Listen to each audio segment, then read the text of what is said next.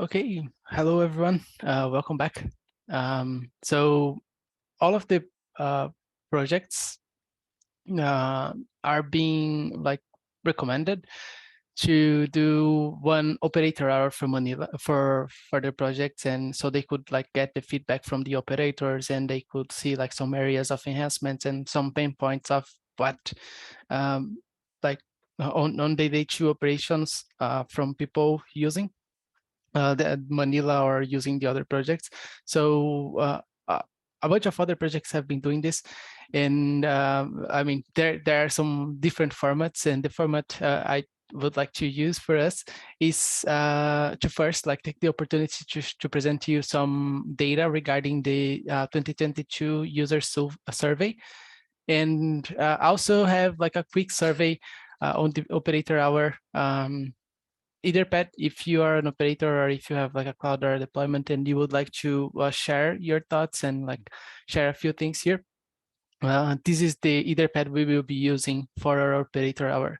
So yeah, this is the Etherpad. We will get there. But first, I would like to present to you some data regarding the 2022 user survey, which contains some good information for us. And this, it's always good to take a look at this data and be interested. And we can discuss some things around this after. So yeah, let's start with a small presentation I created. So what's the purpose of the user survey? Well, it's as a good user survey, it's a good way to collect feedback from operators and people deploying clouds and people deploying specific projects. And it's an opportunity for them to share their thoughts, to give some feedback, and you know, help us to shape the project better and to address some pain points and some other things. And the questions asked during these surveys or over the surveys are usually related to the clouds and if what kind of services are you deploying, if you have some feedback to provide. In case of Manila and the other projects that have third-party drivers and vendors, they will also ask what kind of drivers or what kind of backends you are using in your cloud. So yeah, those are some kinds of questions that people are asked, and we can use this data and results to shape what Manila will look like in the future, and we could give some directions and say, okay, this is a big pain point for operators and administrators, and people want to use this. So it helps us to prioritize things and get some answers about if we're going to the right direction or not. So now some results from the last user survey. This is a bit complicated because after analyzing the spreadsheet for the data of the user survey, the first thing I noticed was that there was some sort of survey fatigue, I would say, because this survey could have a lot of questions from a lot of projects to answer. And in the results, there are some people that provided good feedback, but didn't say if they're using their cloud for testing or production yet, if they are still testing Manila, or if they're already have it in production. So from people that answered that question, 41.7% had Manila in production in their clouds. 36% were interested, and 21% were testing Manila already. So we have a good number of interest and a good number of production, and there are some numbers for the drivers used as well. I'm unsure if everybody that answered the questions added the drivers that they are using, but at least the numbers we had for those is that from people that answered the question, CFFS was one of the mainly one of the most used drivers, and there was also a lot of people using generic or LVM and NetApp and NetApp and other things. I didn't see, we noticed that there are more NetApp deployments because of interactions and conversations with other people. But yeah, apparently, I don't know if we had that many answers, but yeah. So there's going to be a call out for that as well, to make your deployment count, and we can spread the Manila word and say, okay, please, if you have the deployment, answer the 2023 user survey, and we can collect your data and get the feedback as well, but we will get there at the end of this.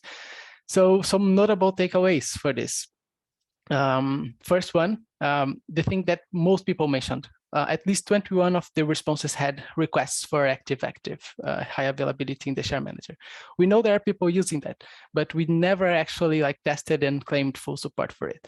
So it's something that, I mean, the most notable thing is that people want active, and it's something that we definitely should be looking at. And interestingly, those mostly come from people that have Manila in production are testing it. So another request that was quite popular was the better integration with Nova, which in other words means like the support for Vita UFS, which is in progress, and we should have that merged in the next couple of releases. And so that was the second big factor there. And also, like, there were 9 of the answers also asking for support for OpenStack CLI and OpenStack SDK. Unified limits as well. It was one of the things that people were requesting the most. They wanted to have like the support for unified limits. All of these items I'm mentioning, like the OpenStack CLI, it's kind of we have been working on this for quite a number of releases now, and there are a couple of things like on this, like the OpenStack CLI. We reached feature parity, but we are still missing the version auto negotiation bit. So yeah, that makes some cloud environments hard to manage using the OSC if we don't have the version auto negotiation, which is something that we will be working on during this release as well. A couple of other things. Generic solution for JHSS true. It was something that was a lot of people mentioned as well. Basically they were like requesting a generic share server solution for all backends with fault tolerance and scalability. And this interestingly was mentioned by like most people consuming this FFS or and the LVM drivers. And there were also some concerns in a comment that got me a little bit worried, but I pinged some Ceph friends, and they said we shouldn't be too much worried about that, and it would be something mostly related to the documentation. But the comment basically stated that baking the requirement for Ceph Adam could be a mistake, and we shouldn't forget where situations where it's not desirable and will not be present, or that the Ceph cluster is managed by a separate team and there's no administrative path between OpenStack and Ceph. To the people I spoke with, they said we shouldn't be that much concerned about that, and we can still talk about this like in the still in this operator hour. And as we know, it shouldn't be a problem. We should possibly like state this in some sort of documentation somehow over this cycle or the next one, because we know we have plans for making like Ceph Atom the default way and deploying the old way to, decommission the old way to do the deployment. And other things were working on libvirt, and there were to do not expose the network to users, and also migrating from root web to PrivSet. So here's the call out. Please make your deployment count. Please respond to the 2023 user survey. There's a link here, and I've attached these slides into the operator hour Etherpad. So please take a look at that, and please make your deployment count. Your feedback is really valuable to us. We can it helps us to shape better the future of Manila, and helps us to ensure that we are going to the right direction. Okay, so that's what I had for the user survey, and now we can get back to the operator hour. I think we can get like some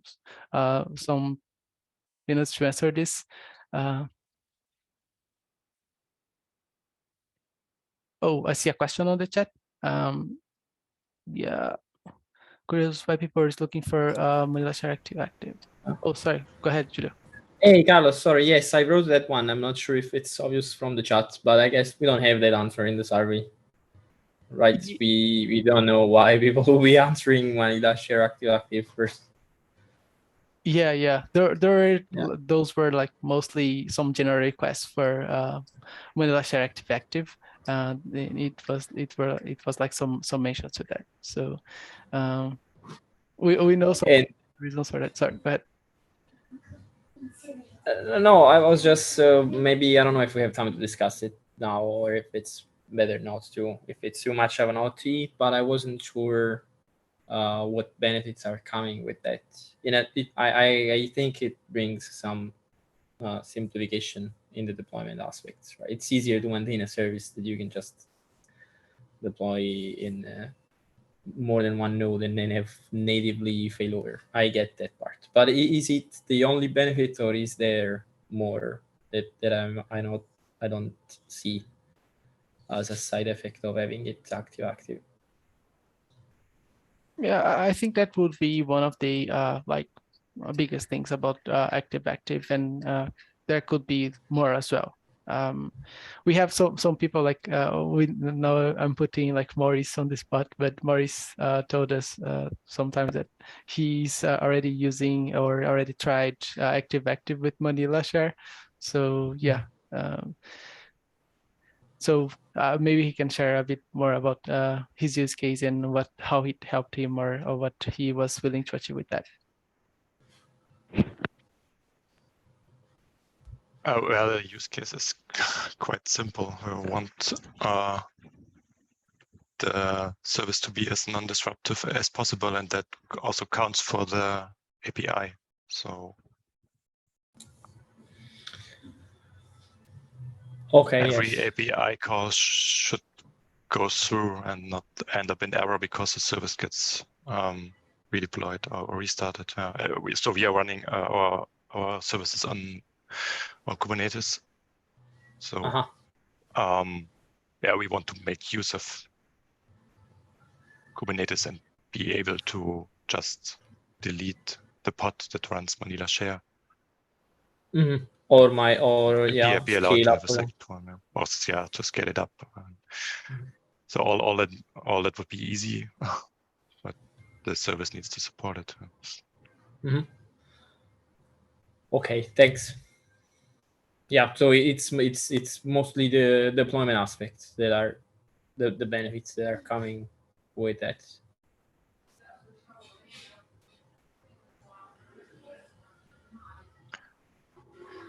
Yeah, scaling up is not a thing I'm looking into, because we are when we are scaling, then we are adding an additional backend currently. So we are not growing within the existing backend.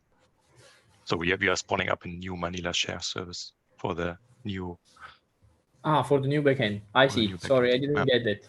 So instead of having the same list of backends on every instance, you would have a different backend per instance. Yeah. Interesting. Thanks. I didn't want to derail the conversation. Sorry. I was genuinely asking. Thank you. No worries. Okay, so for the quick survey, there are some answers like one deployer on Xena, another on Wallaby, another on Stein, and people that answered are usually mostly looking at SFFS and FS in NetApp and features they would like. Yep, active, and share backups. Are you using Manila UI? Some different answers. So there's one yes, one no, and there's one other as well. So why would be the other? Just curious about this. That's me, Maurice. We have a custom UI. So we are the no would maybe suggest that we are don't using any UI, but we have a custom one written. Oh, nice. Yeah, that sounds a fair reason for the other. Yeah, thanks for the reason for having an own UI is because we are we're running kind of an internal private cloud, and we have some business processes also in that UI. So like requesting quotas and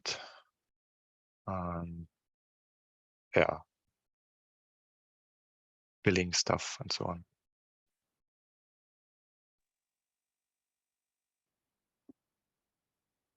Yeah, awesome. Thanks. And for the yes answer on are you using Manila UI? I would like to ask. I mean, we know we are kind of like falling behind of the amount of features we offer, like the most recent versions of our Manila API code. But is there a feature specifically that you are missing and that you would like love to have in the next couple of cycles for the Manila UI?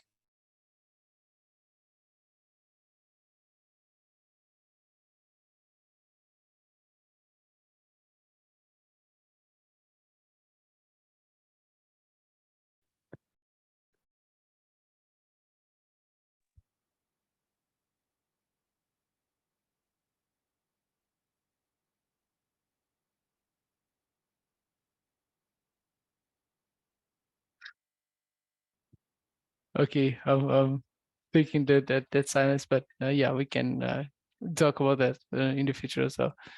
So yeah, there's this question here that was the same one that was asked in the Nova room as well, because there's been some discussion about like soft deletes going on now. So it's good to collect some feedback, and yeah, the discussion could lead to one solution for a couple of different projects as well. So yeah, thanks for the answer there.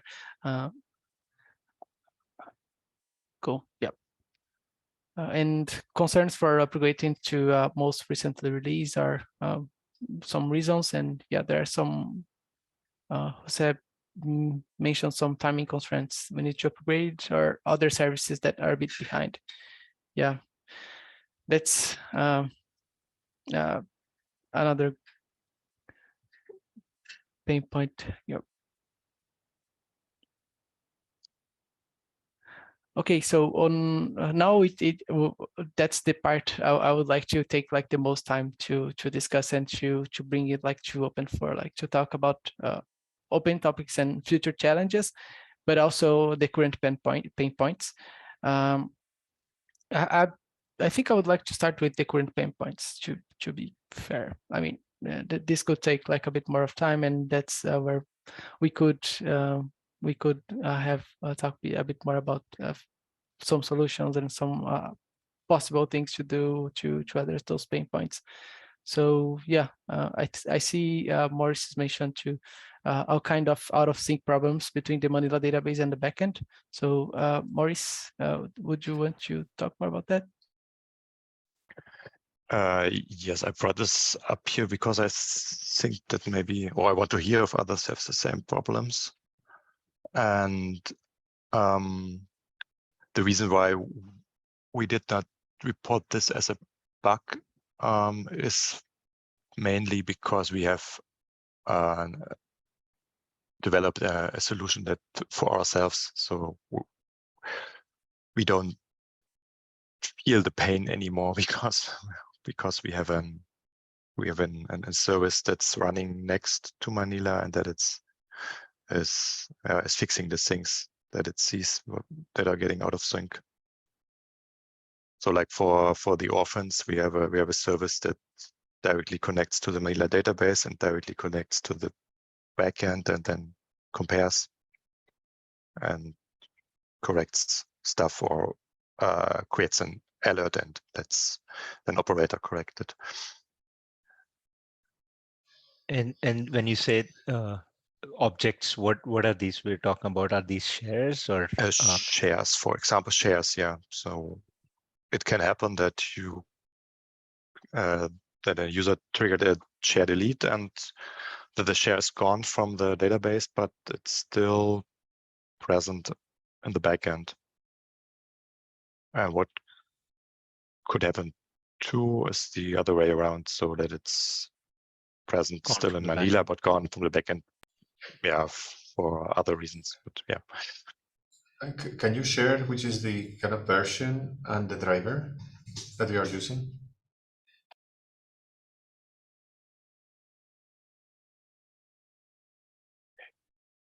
NetApp version, you mean? No. It's like Manila version and the Manila. driver. we are using Manila on Xena, but it has been the case always. So we started. Don't know. First productive was on Rocky maybe, and the driver is NetApp. Okay, because the thing is like we are in Wallaby, but this is mainly because not because we don't want to upgrade. It's just because we have many services to upgrade. And we have 7FS, and we never see something like that, and we are controlling those things. It's odd.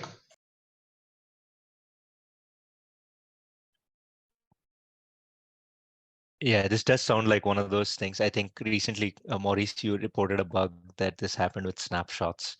And we are trying to go back and forth and wonder what really happened there. Like, a snapshot was claimed to be created from Manila, but it wasn't really on the back end. And so this sounds similar to that, right? Like there is some object that is claimed to be deleted, but it's not. It's still left behind on the back end and stuff. Okay, that could explain because we are not using snapshots that heavily. Just having a backend with snapshots. The other ones have not. Yeah. Yeah, it can be specific to the driver, of course. Yeah,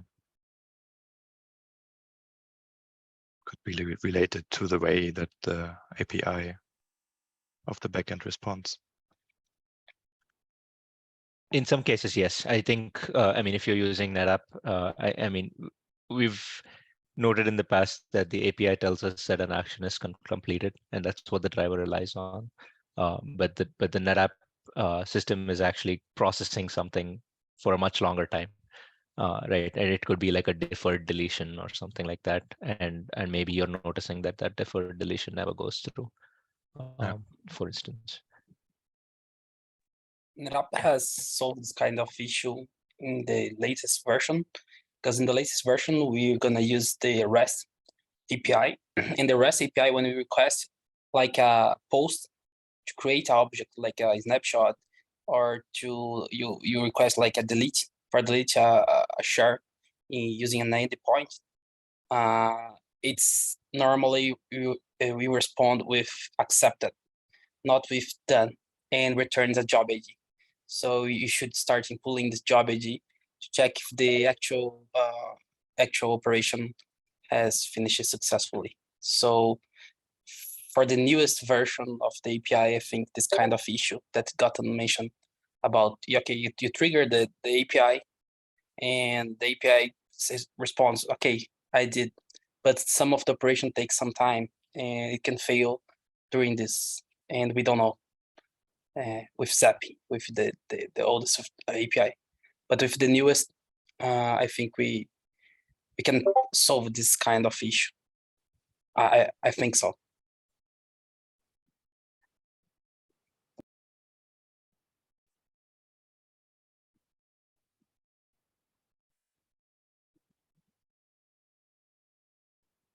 Awesome, thanks. And the line 97, replica node and sync share size is different.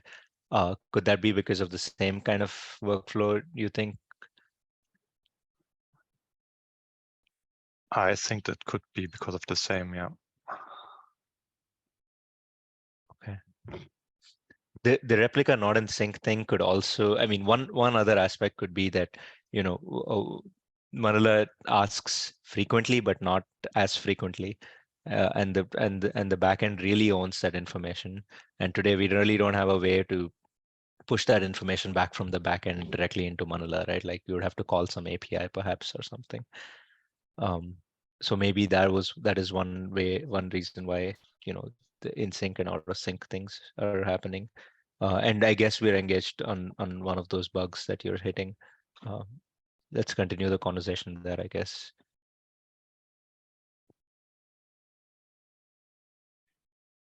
DB deadlocks due to heavy use Yes. of Coda uses. So, sorry, I was moving on. Yeah, it's fine. db.logs due to heavy use of quota use just stable. Well, we see this on the CI too, and infrequently, but not completely, unaware of this problem. And does this happen? Do you know if this is on any specific actions on your deployment? Well, we don't have it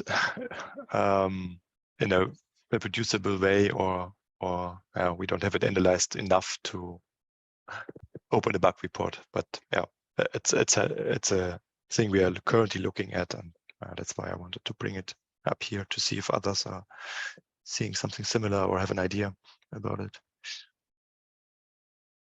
So it definitely happens often on the bigger installations, so where we have more users, more shares, and so on. But are you kind of constantly creating and deleting, or those users are just doing that?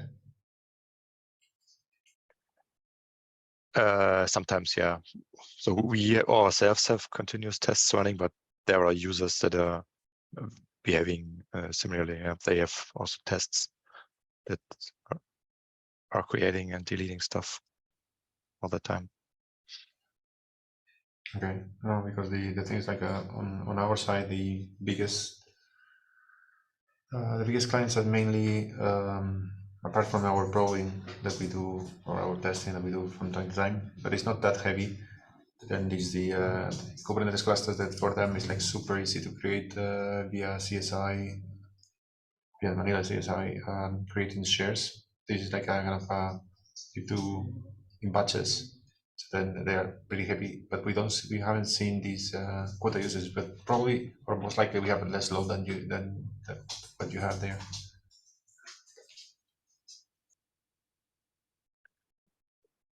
Yeah, I can. Well, don't have the numbers really. We have 20,000 shares in the biggest regions, but I don't know how much creations and deletions.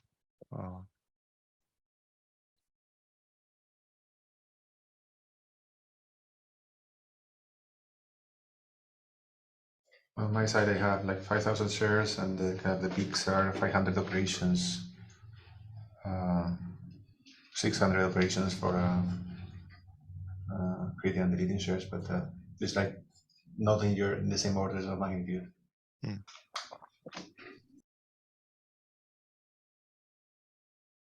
Yeah, we will keep looking, and yeah, good luck. Awesome. So yeah, Maurice, if you hit this again, if you could get any kind of data from the system and report a bug, because I was trying to look for a launchpad from our CI system, which does something like that, right? Like it creates a bunch of shares and deletes them like really fast, and we're talking like in the order of maybe tens, not if not hundreds at least at the same time, and stuff. So there we have run into this like on some rare occasions, but we've not really delved into it. I think the problem just didn't persist too long. But if at all that's happening frequently on yours, we'd probably benefit by knowing when that happens. yeah.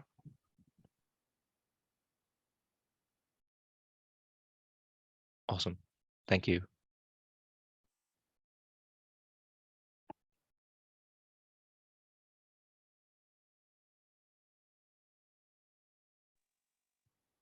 Yeah, thanks. There are two more pain points here, which are big startup time due to calculation of bets for all shares in a particular backend. Seb, would you like to add something else? Yeah, no, this is something I think I already passed in Berlin. Is something that Gutam has already reported. We have I don't know the details how many of those, but they have like many of the shares are in a single backend. of these 5,000 shares that they have there, because it was a kind of the first deploy that got popular. And then whenever we try to restart that vanilla share, it will calculate the export path of all those shares, making the startup time of that process like slow in terms of 10 to 20 minutes. That makes it like a bit kind of my second point, like a single point of failure, because if that as we don't have a active for that backend, if that cluster goes away, or that service goes away, then the kind of the quickest manner I have to bring it up is just starting another machine, and it will take like 20 times to be able to manage the all the pending operations. It could be kind of a maybe that for this AA mode probably is the version, could be the version that we're running, but it's a bit of a kind of our biggest pain point, that we're relying on a single backend. And anything you can do for making that calculation of the paths faster or offline in a different thread, that will be awesome for us, because that will make the kind of this single point of failure less of a pain. Absolutely. Okay. So for that point, though, I mean, couple of things. One, we did start this ensure share stuff into different threads, and what release of Manila are you running right now? I can go check if It's so we have Wallaby, but we can upgrade it. There's no problem with that. So we can try to push my other colleagues to plan the upgrade on Manila. Awesome. All right. I'll probably connect with you or drop a link to the fix over there.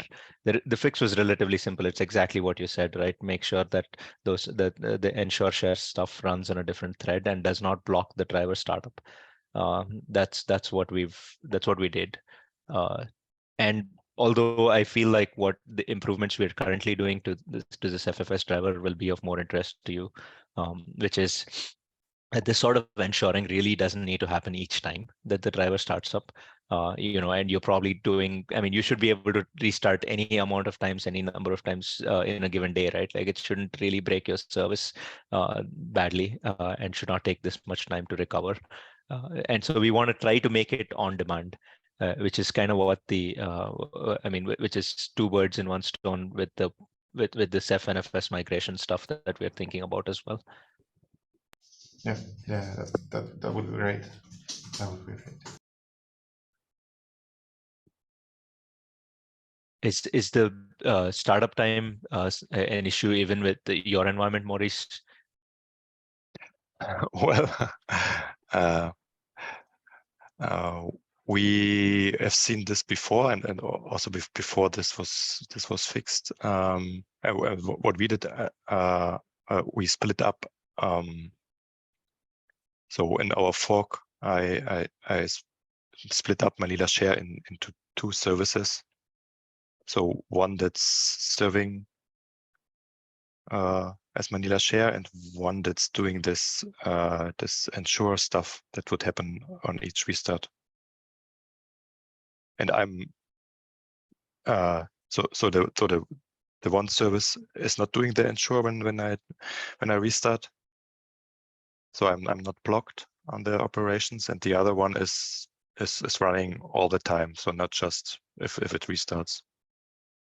That's amazing. That's exactly the kind of thing that we wanted to do with, I mean, because we're not testing actively on the gate.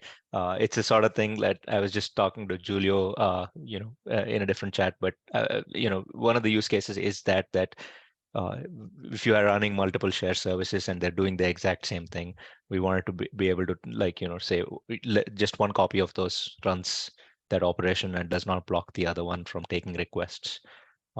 That's what's missing right now in the main service. Yeah, and I've seen that these ensure stuff is really useful, and I want it not only to happen randomly when I restart. I want to happen that this ensure stuff is running all the time. Yeah. and that's why I broke this off. Yeah, but I haven't got the time to even talk to you about that. Yeah.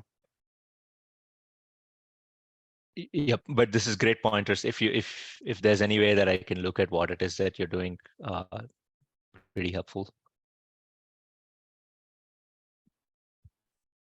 So I ended up enhancing more and more what is part of Ensure. So my fork of Ensure is doing a bit more than upstream. Yeah. Great. Yep, I'll connect with you offline, but feel free to like poke me with anything that you have, any information. I'm interested in that stuff. And yeah,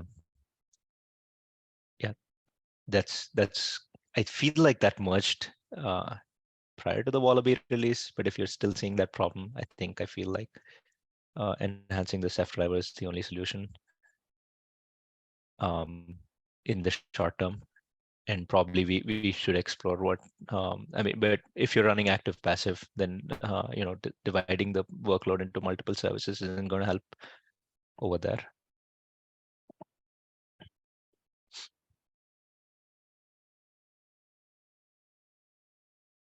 Yeah, it seems to be Wallaby. Yeah, that's okay. good feedback. Okay. So that's a config setting, right? So we maybe missing just the configuration setting. Yeah. It's not turned on by default, right? Okay. The point. Yeah. So that's what we are missing. Thank you. Awesome. Awesome. Yeah, I hope this helps. Honestly, yeah. Oh yes, it will. It'll do.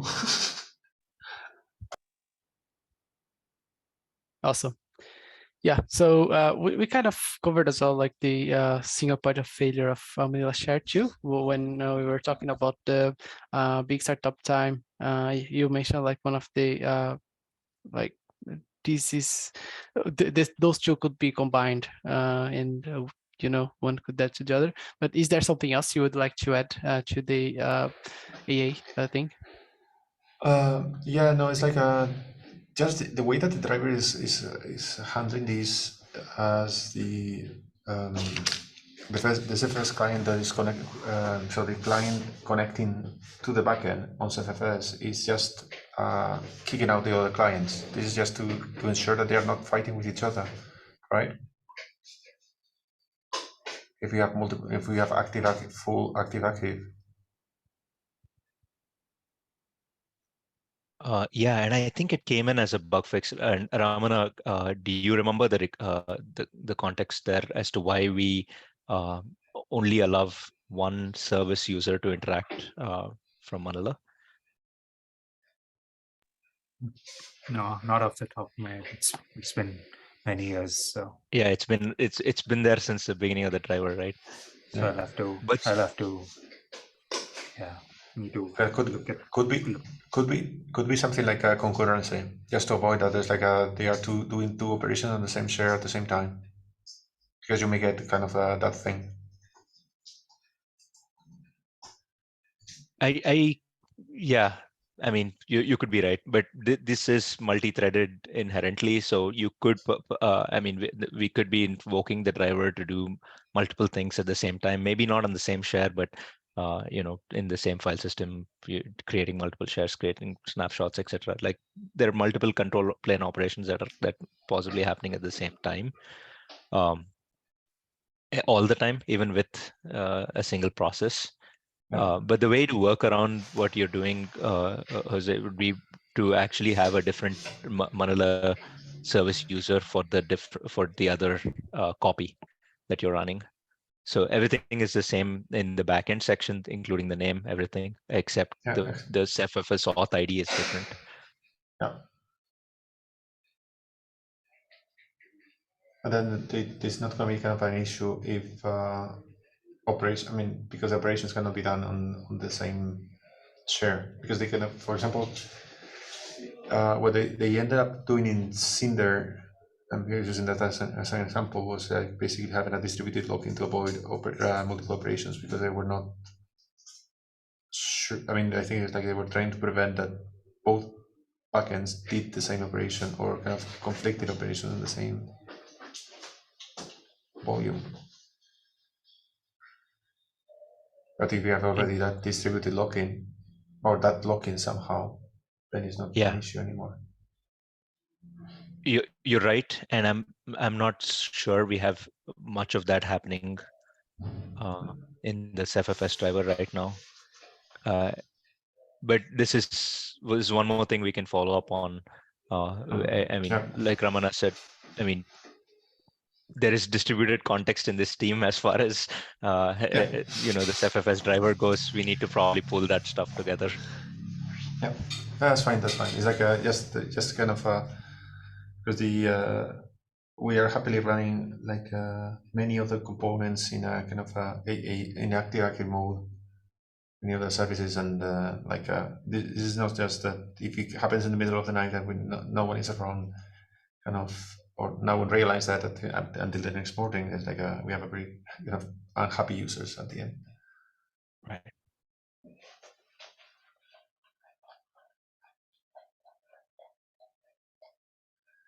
Yeah, makes sense. I will take an AI to follow up on why the driver is doing this and if we can help this situation. Thank you.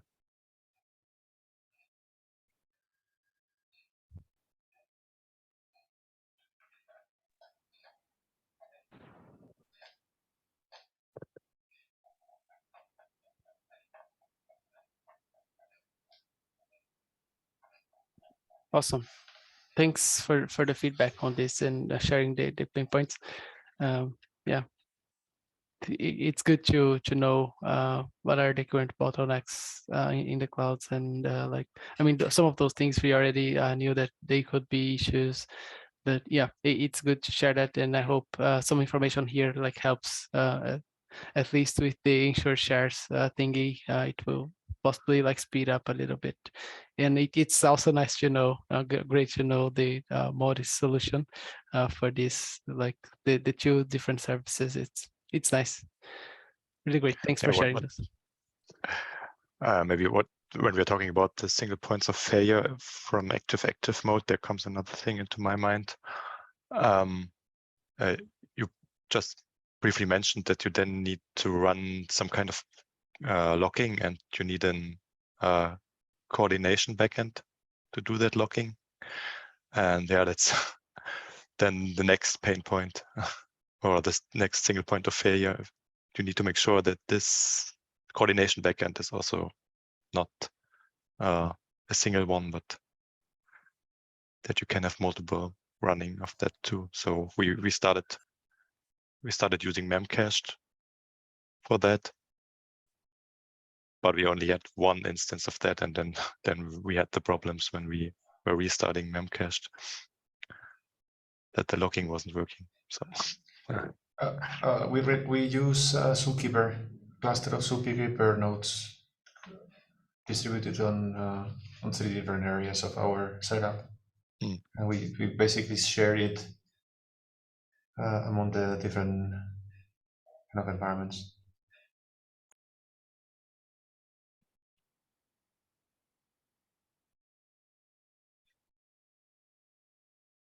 Awesome. Yeah.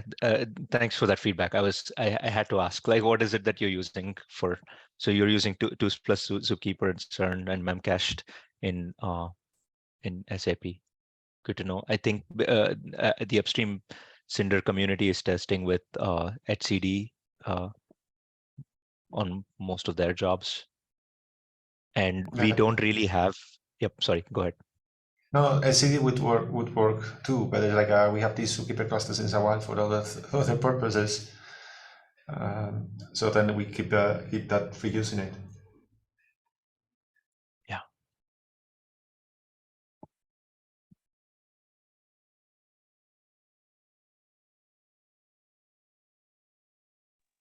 Makes sense. Okay. We did have another thing to basically, I mean, there are places in the code where we're using localized file locks and that's not happening in all of the drivers, not happening all over the place. But we were looking to kind of deprecate and remove those file locks and replace it with tools locks. And because you already have a tools backed system in these deployments, it should be fine. I presume with your deployments, right? Or is there something we need to anticipate for such a change? What, adding tools there, you mean? Yeah, so instead of, so right now we're consuming two kinds of locks, one from Oslo concurrency, which are local file locks. So you tell us where to store those file locks. By default, I think there's a Manila data directory configured, and we start Yes. dumping file locks over there. Yeah, but then that only would work on the inside the same machine. Exactly. And for the most part, where we want that kind of locking, we only care about it to be within that service. Like that service doesn't really need multiple invocations of that same logic is what that's going for. But we would like to like consolidate and try to get rid of the Oslo concurrency locks and replace them with tools locks. And you could, by default, the tools system also I think works as file locks, so it'll work and look a lot like the same thing. But I was just wondering if if it's going to be an issue. No, actually, is the way. So Cinder has exactly the same thing in default. Relies on file logs, and the moment you put kind of the supergiver cluster, then you have distributed logs across the different backends. So different services and stuff. Yeah. So then it's like is the way to go that I can tell you. Great. Thanks. That's good feedback.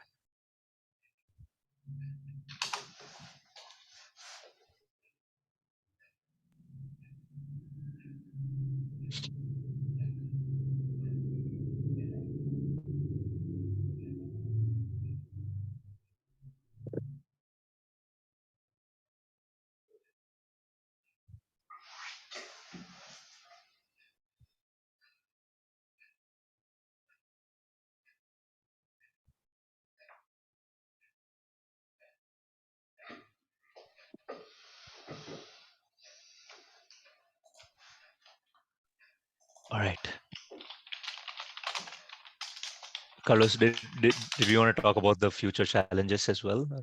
Yeah, let's take some time to take a look at those. I took the freedom to get this from one of the interactions I had with Maurice. Like he had some good ideas and some good topics to add here. So Maurice, would you like to talk a bit about those?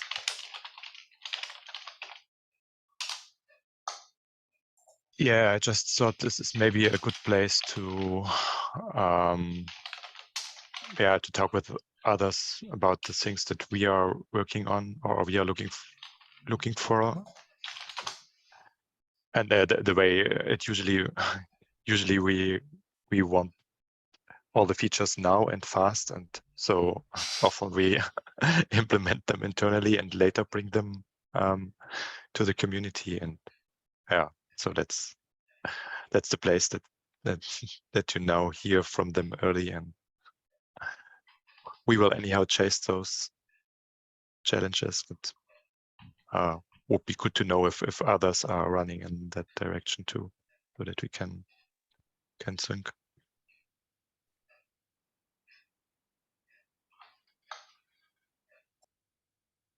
That sounds great. I've heard the point on line 97 of a few times, even from some downstream consumers, but we're actually not very sure as to how that can be implemented. And I guess that's going to be the thing. Have you actually thought about how the implementation would work with if you're trying to do encryption with Manila shares? No, not really in detail. Yeah.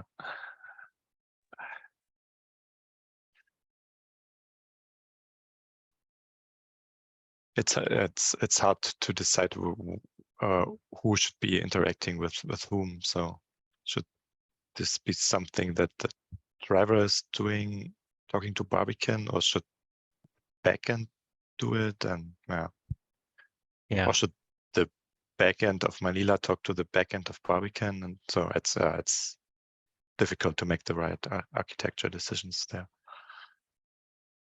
Yeah, agreed. So when we were doing encryption, I think with a couple of drivers, we kind of asked that same question, and there is no bring your own key with that kind of encryption, right? I mean, you might be using NetApp encryption today, but all of those are managed by the backend, like the operator. Yeah. Yeah. So definitely But we interested will if you have more thoughts. Yeah. We will definitely come up with something because our audits require it. Yeah. Great. Thanks. And yeah, we are already running Barbican, so that it would not be a service that we would add. We already have hardware devices as Barbican backends, so we want to reuse them definitely.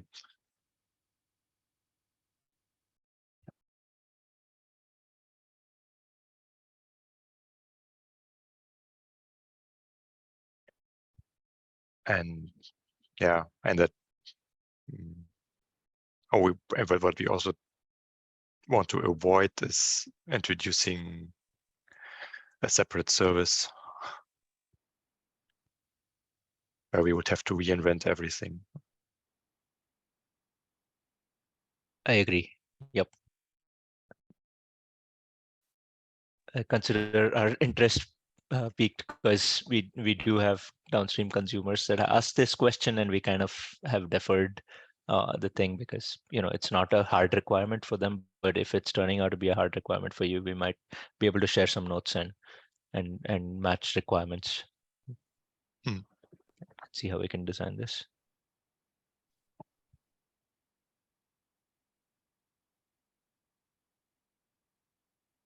All right. Did you want to shed light on any of the others that you had here today?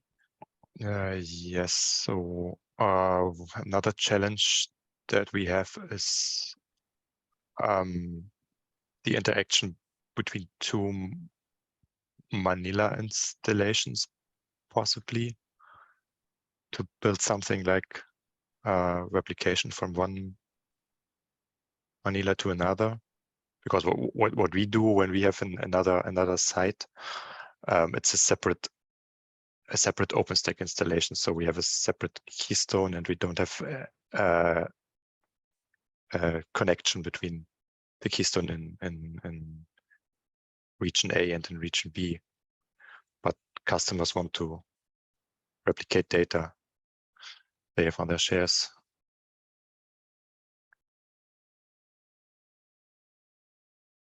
And there we want to come up with some way to do this as a self-service, because wiring the backends somehow is possible, but in the end it needs to be a self-service that our users can call via API. Yeah, I'm vaguely aware of this issue. Like, I think somebody had asked for this in the past, where you're basically having a replication backend, which is outside of your cloud, and so provisioning cannot directly happen on that backend. And the way we have replication going on right now is you have provisioning that's possible in all of these backends independently, as well as replication between these backends.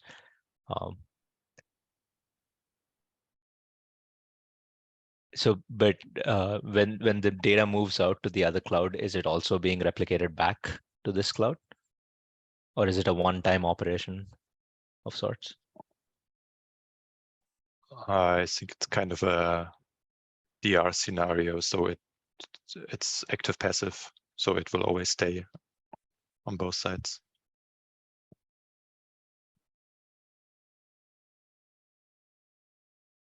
I see. I mean, there is some operator trickery that you can play with this, which is dedicate some replication backends onto some availability zones where you're not allowing provisioning. they can only replicate, but not provision directly on those backends, and then do the same thing on the other side.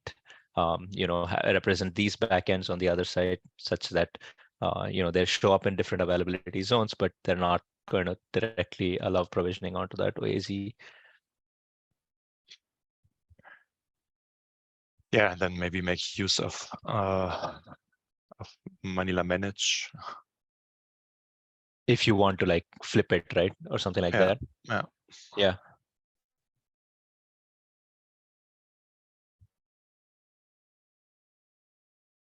But yeah, we are also, that's also something, really for the future. But we are thinking how we can make this as smooth as possible, and how Manila can help, and what we have to build around to make this work. Yeah. Yeah, another thing, then the third point here, file share access logging, that's the thing we already do, but manually. So we have NetApp operators that would create on customers' behalf a second share for them, and enable the access logging to be going to that share, and then make it available for the customers. And we want to somehow make this a self-service, and and obviously then via Manila, because Manila is the service that's controlling the file shares. Yeah. So it's always going to go to another NetApp share, this logging right now, or is it possible to stream this elsewhere, like Swift or something like that? But yeah, of course you can make up every other backend, but yeah, for the easy way would be to keep it on the file share. Yeah. Sounds interesting. And it sounds a lot like, Jose just left the call, but they were looking at some sort of visibility like this even with CFFS. And CFFS is capable of exposing that, I guess, but they were trying to ask if there's a way to automate something like this with Manila. I'm not sure if it's the exact same use case, but we can check. I can think something on those lines, as like if we are to manage that with Manila, for example, like present that in a way as we do with user messages, for example, like administrators would be able to query, and then they would like get, or a user would be able to query what was the access logging and audit the events of the shares. But I mean, if that is somehow starting in Manila, it could be complicated, because that would create a lot of database entries. And I mean, every time someone does something, it will generate an event, and like shares are supposed to be used a lot. So it will be like lots and lots of events for each one of the shares. So there should be some sort of like auto expiry policy or something like that. So we wouldn't, I mean, have to keep looking at those like entries and erasing those like very often. I didn't think of other design now, but thinking of that, I mean, if we are, that's the only thing that came into my mind, thinking about like a way to have Manila managing those events and getting the logs. Yeah, I think it's not about managing the events, it's about managing the setup of getting the events. So the events itself are, in our case, they are on a share, and they can mount it and access the events. Yeah, got it. But it's about that the customer comes and says, for this share A, I want to enable this, and please give me the share that contains my audit events, something like that. Oh yeah, that would be like, or if it's not a yeah. share, please give me that Swift container that contains my audit events, or whatever it is. Yeah, Makes sense. And it is, if this is something that the NetApp backend is capable of putting together, then this logic would probably be, something like, hey, here's a share type that contains an extra spec saying I also am looking for this, and for auditing to be set up, and the backend just can plumb it up into the Manila database saying here's the audit location, and you just get it as part of the provisioning.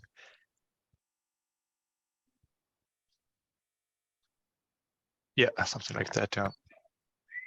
Okay. Yep. Sounds interesting. Yeah. Yeah. NetApp folks would know better if something like that is feasible.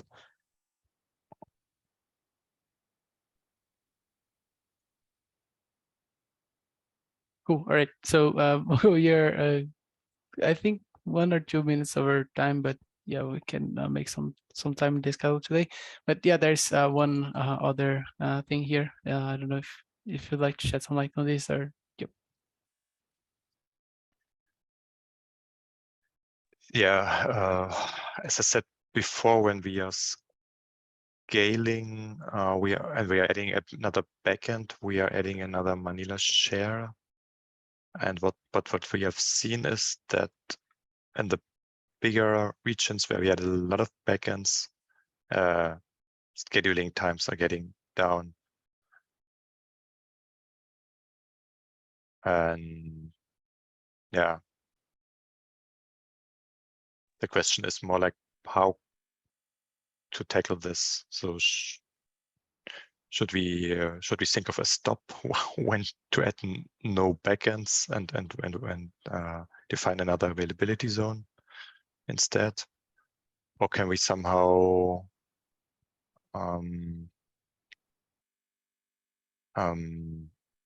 make a group the backends and say those are the candidates that the scheduler is looking at, so that it's not having to make its scheduling decisions on all of the available backends or something like that.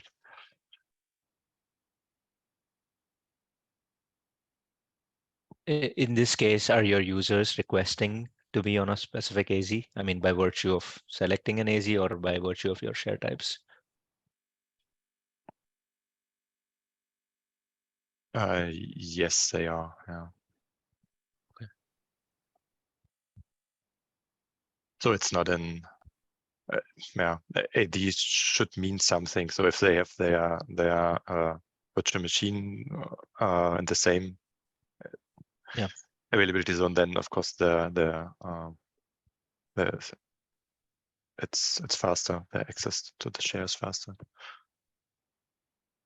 Exactly, and they may not know what it is if we introduce a smaller concept, or like break up an AZ into different AZs or something like that, or give it an alternate location.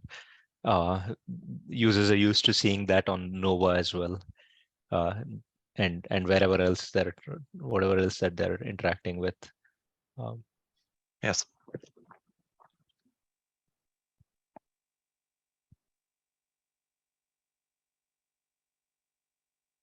Yeah, it would make naming things would be hard.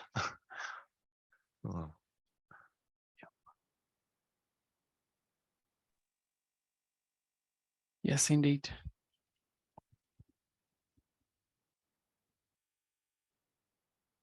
And there's also another way of tackling this problem, of thinking of profiling the scheduler and looking at what is taking so long and how can we optimize. Can we introduce more caches or whatever? But yeah, that'll be most helpful. I think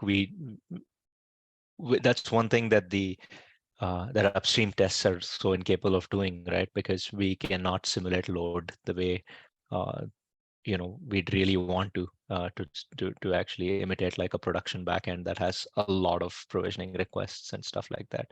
Our functional tests can only go so far. So if there is some bottlenecks that you're identifying in the scheduler, please surface them. This could be bugs we just don't know about because we're not testing them. Yeah.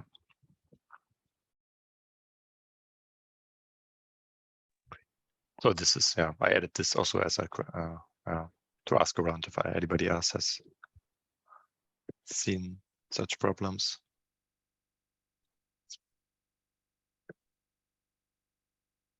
Awesome. Yeah.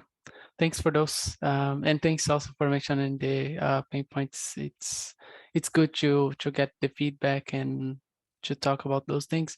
For the future challenges, I think we have some action items from our side. I mean, Gautam was talking about like possibly exchanging some notes and trying to do something in lines of like the integration with Barbican and talk about like what would be a good feature for that. But all of those sounds like awesome plans from Manila.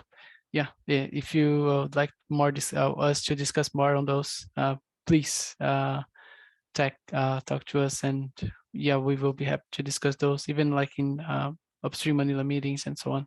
Yep, we'll be glad to help with that. Awesome. So I think these wraps our operator hour, I would say, if no one has something else to add, then yeah.